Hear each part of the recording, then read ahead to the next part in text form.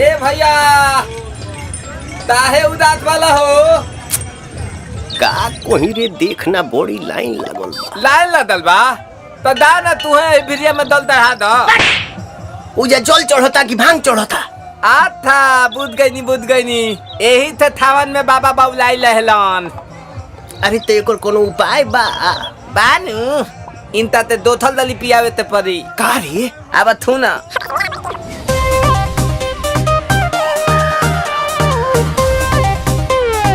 हर हर बम बम।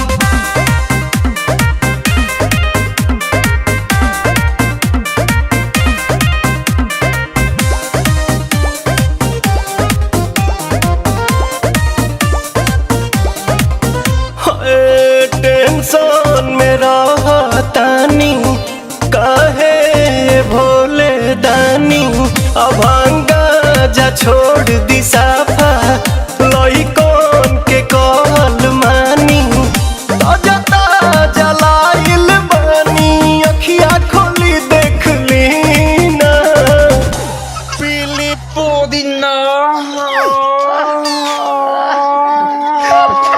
पुदीना पीली पुदीना पीली पुदीना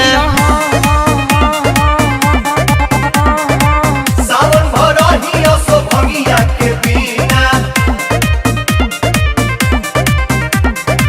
रे रबिया ना पिहन का रे? लोता ना भैया हम पियावा तनी। हाँ हाँ पिया।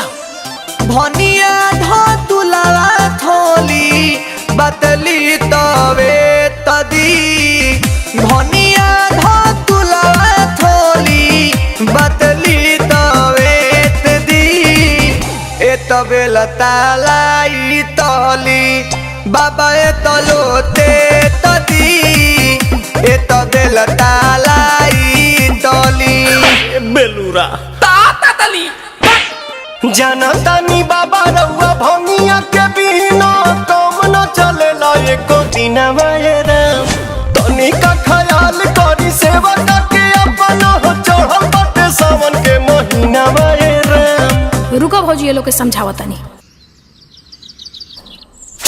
ले दादा अरे झूठो के भीड़ बाड़ा कइले हो सभे के बाड़ा झुरइले हो झूठो के भीड़ बाड़ा कइले हो सभे के बाड़ा झुरइले हो तोहर बिगड़ल काम बन जाई छन भर में बाबा के शहर में जादेव घर में बाबा के शहर में जादेव घर में बाबा के शहर में। ये बतिया ढंग से ना बोल तू जाना जल्दी। पुदीना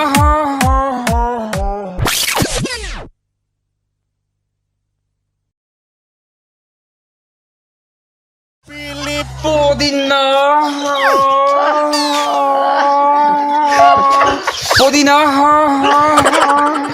पीली पुदीना पीली पुदीना